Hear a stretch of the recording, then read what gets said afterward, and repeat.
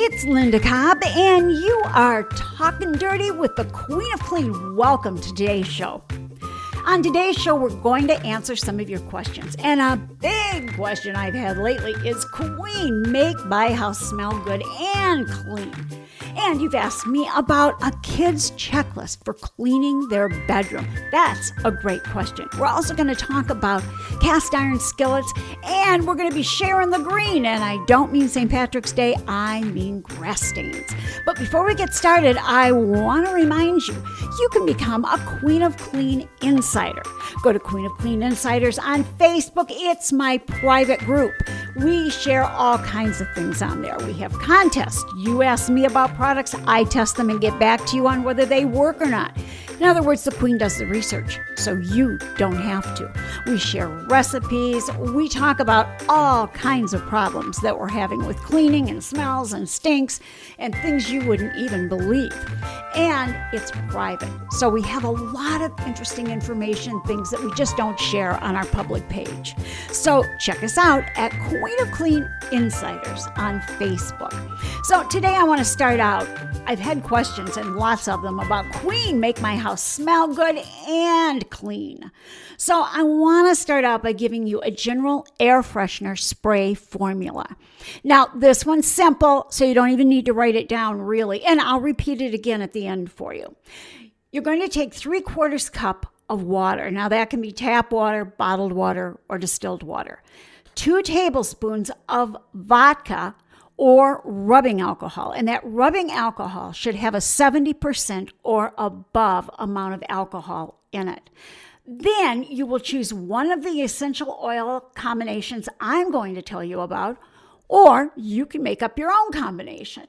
Now you're going to combine in an 8-ounce spray bottle that 3/4 cup of water and 2 tablespoons of vodka. And you're going to shake it well. Then you will add into that your essential oil fragrances. Now, these are some of the ones that I like. You can make a citrus mint air freshener with 10 drops of wild orange essential oil, 8 drops of peppermint essential oil. Summer citrus is another great one, and this is 5 drops of each of these. Wild orange, lemon essential, lime, and grapefruit. So just think about 5 drops of your fruit fragrances in essential oils. Now, for deodorizing, however, if you want to use it in the bathroom or someplace like that, you're going to use 4 drops of tea tree oil. Now, tea tree oil is an essential oil that is an antibacterial, antimicrobial. So that's why we're using it in those situations. So it's 4 drops of tea tree oil, 8 drops of lemon essential oil, and 6 drops of eucalyptus essential oil. So you're going to add any one of those combinations or any that you decide on to your 3/4 cup of water and 2 tablespoons of vodka or rubbing alcohol. Once you're going to use it, shake it well before using and spray. It really does a great job at deodorizing. It's safe, natural, and you can make up any combination that you want. Now, another great thing is natural room scent jars. Now, this is your general procedure for this. You're going to combine your selection of ingredients in a 2-cup or a pint jar and cover with water and store in the refrigerator or combine in a pan on the stove. You'll cover them with water and heat immediately. Now, this is how it works. You're going to take any one of these things or anything you make up. Now, I like oranges, cinnamon, and cloves because that carries into multiple rooms. And you can reheat this on your stove for a couple of days. Lemon, rosemary, vanilla, another great combination. And this one mimics the scented water that is often simmering in Williams-Sonoma. So it's lemon, rosemary, and vanilla. Lime, bay leaf, or mint is a good one. Almond and vanilla, another good one. Orange and ginger. Now, what are scent jars? Scent jars are one of these scents that we just talked about with water poured over them. You store them in the refrigerator. When you want to refreshen your air, you put them in a pan and heat them on low on the stove. let them simmer. It puts out this wonderful fragrance that drifts through your entire house. And I'm telling you, if you're having company over and you put that on and let it simmer, it is amazing. And I really do love, for just a simple, gentle smell, lemon, rosemary, and vanilla. The one that you usually smell in Williams and Sonoma. It does a great job. Now remember, you're going to store your jars in the refrigerator for 1 to 2 weeks. So that means you can make them ahead and have them on hand. And you're going to make sure that you heat them on low on the stove to activate them. It's amazing. I absolutely love doing that. Now, a couple of things. You can do this on the stovetop, like I told you, or you can do it in a slow cooker. I use my mini slow cooker, and it's the kind that's kind of made for dips and sauces, that kind of thing. I set it on low and I leave it uncovered on the kitchen counter to slowly release scent throughout the day. It's subtle, but it creates a pleasant smell in the kitchen and a hint of scent in the surrounding rooms. I put a second jar mixture in the microwave for 2 minutes to get it really hot, and then I add it to the slow cooker. Now, this works really well to jumpstart that fragrance. So any of those things will work for you. Now, the last thing I want to talk to you about is making a pomander bowl. Now, a pomander works as a natural air freshener, and it can be a moth repellent, believe it or not. You can hang them up on display, or you can use them in your wardrobes, closets, or drawers. The procedure is simple, and the smell is so awesome. You're going to take an orange. Now, I like a nice, big, firm navel orange. You'll push whole cloves into it. Now, the more cloves you use, the stronger the smell. You can hang it up by pushing a hook in the top, or you can push a ribbon into the top by using a pin, or you can sit it in an appropriate sized bowl. The other thing about it is you can hang it in closets to dispel moths and things like that. It does a great job. Now, last but not least, my favorite air freshener, the coffee air freshener. Now, everybody who knows me, and I'm sure all of you realize by now, I am obsessed with Starbucks lattes. I drink a lot of coffee. I love this coffee air freshener. Now, you're going to take an attractive glass or metal container, and I pick these up at Goodwill or someplace like that. Clean it and prepare it so you could give it as a gift even. Then you're going to fill that container with whole coffee beans. And it doesn't have to be expensive coffee. And it could be coffee that has expired. Then you'll work tea light candles down into the beans so that the wax top and the wick are exposed. You'll light the candles, and as they heat up, the house will be scented with the lovely aroma of coffee. Oh, I'm telling you, it smells so good, and great gift. You can put some little decorations in it. If you're going to give a Starbucks gift card or something like that, make your little deodorizing freshener up and then tuck in a gift card with it. Makes a great gift and a cute gift. So those are some ideas for freshening your rooms and keeping them smelling nice. And remember, these are natural things that are so nice and fresh and easy to use, but you don't have to use chemicals to do it. And I think that's the thing nowadays, is all of us want to stop using so many chemicals. Now, let's talk about kids' room cleaning. Now, I will post this in the comments at the end of the segment today, because that way you could print it out and have it for the kids. And this is what I do for my grandchildren. I print this list up so that they can use it each time. Once the kids can read, they can do this on their own. Until they can read, you can work with them and help them learn to do this. It's a great checklist for keeping their bedroom clean. So we're going to start out with the basics. First of all, they're going to pick up the trash. Pick up all the trash and put it in a trash bag. Don't forget to look under your bed, too. Empty your wastebasket into a trash bag and put that bag outside the bedroom door. Now, you can see I'm giving details, and I'm going with the basics of what they need to do. Check it out. What doesn't belong in your room? Things that belong someplace else, like dishes, water glasses, towels, should be gathered up. Put these in an empty laundry basket, and when you finish gathering these things up, put the basket outside the bedroom door. This is saving steps. Pick up and put away things that are on the floor. Now, this could be toys, games that would go in a toy box or on shelves or wherever they are supposed to go. Pick up dirty clothes from the floor, put them in the hamper. Hang up or fold clean clothes, put them in the dresser or where they should go. And shoes should definitely be put away where they are stored. They should not be kicked off all over the room. Put away things on your dresser, desk, and nightstand. Now, this could be toys and other things. Gather up your homework, books. Put them where you can find them. Make sure all the furniture and shelves only have on them things that belong there. Now, we want to dust. So use a microfiber cloth to clean up dust. Each piece of furniture, desk, dresser, shelves, nightstand should be dusted. And don't forget to wipe underneath things like lamps and clocks too. Now, is there a mirror in your room? If so, use a damp microfiber cloth to wipe it and then dry it to polish with a dry microfiber cloth. Change your sheets.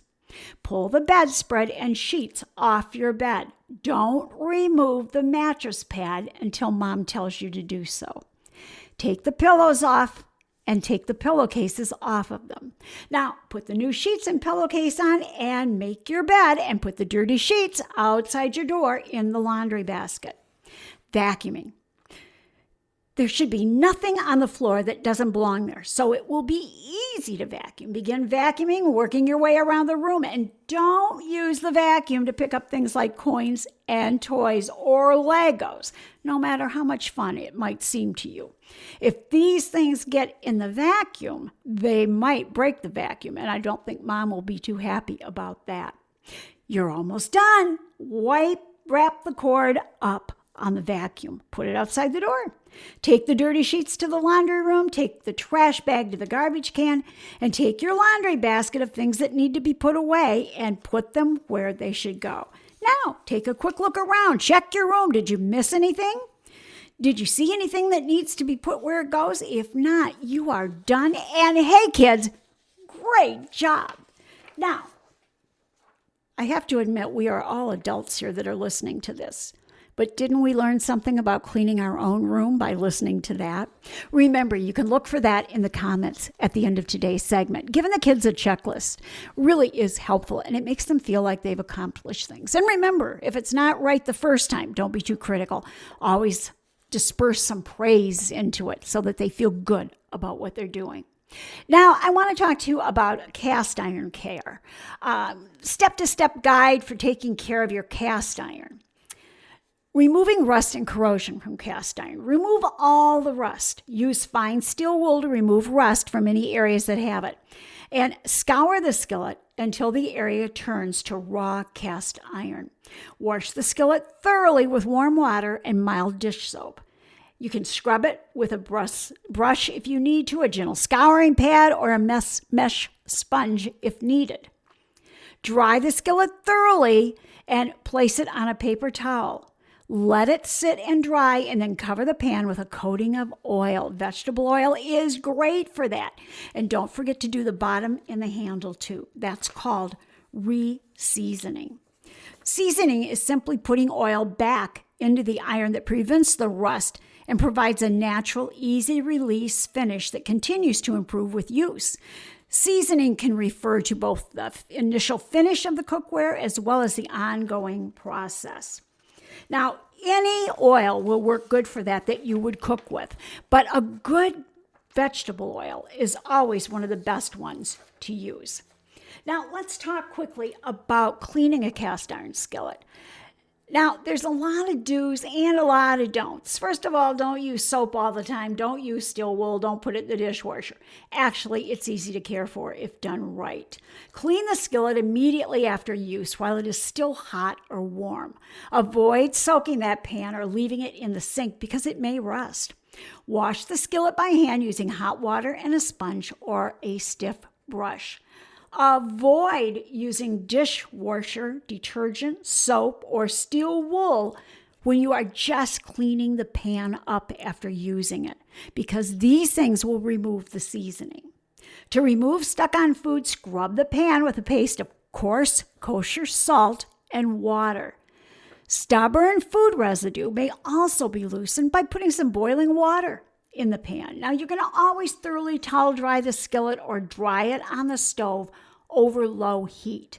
And I prefer to dry it on low heat. Now, keep an eye on it, because if you forget it, it only takes a few minutes for it to overheat, and it only takes really seconds for it to dry.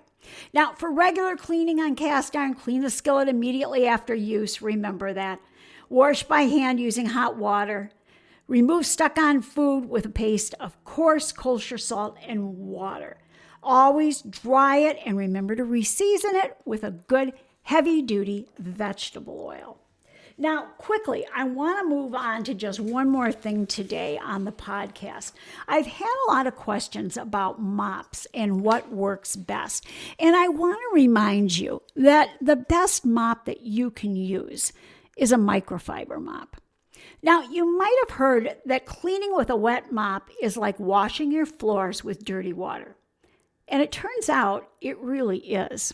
Research suggests that when stored, wet mops support so much bacterial growth that they can't even be cleaned through chemical disinfection. So I'm talking about those rag mops that you're slopping around your floors and those sponge mops that you think are doing a good job. Now, when laundered and dried, mops are perfectly sanitary. That's why you'll want to ditch your traditional mop in favor of a mop that is machine washable. Now, you're going to look for microfiber mops with heads that Velcro onto the mop head holder. You can remove them and toss them in the washing machine with nothing but hot water and detergent.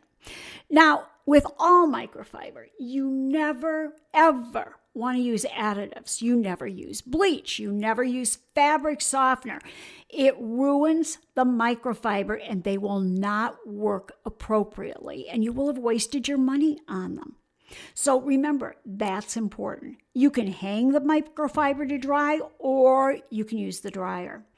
Microfiber mops are perfect for wood floors, laminate, luxury vinyl, tile. Nothing but hot water should be used on these. Using cleaning products creates a film on hard floors that will turn your floors dull and hazy. The fabric and microfiber is what provides the cleaning power. You will never have a hazy floor. You will never look at dark hardwood floors and see footprints going across them. They will always be clean and bright and sanitary. Now, stay away from those sponge mops. They absorb dirt and bacteria and are impossible to clean and sanitize. And they work like a squeegee, and they pull all that dirty water into your grout lines. And I know you don't want that. Now, in the comments on today's podcast, I will give you some information on the microfiber mop that I use at the Palace. It is good quality microfiber, but the nice thing about it is priced reasonably. It is not like some of those brands out there that are an arm and a leg. You don't need those. You just need to stay away from microfiber that's more like a rag. The ones I use are quality and they are affordable. So check out the comments at the end of today's show. Now, if you have any questions about anything that you want me to cover on the next podcast, send them to me at ask@queenofclean.com. That's ask@queenofclean.com. And if you have other information that you want to talk to me about, go to ask@queenofclean.com too. If you have a product you want me to test, go to ask@queenofclean.com. Remember, I can do the research, so you don't have to. So guys, I'm so glad you stopped by today to listen to the podcast. I hope you learned a lot. Don't forget to check the comments for links to things that I talked about and that list for kids cleaning their rooms. So until we talk again, thanks for talking dirty with the Queen of Clean.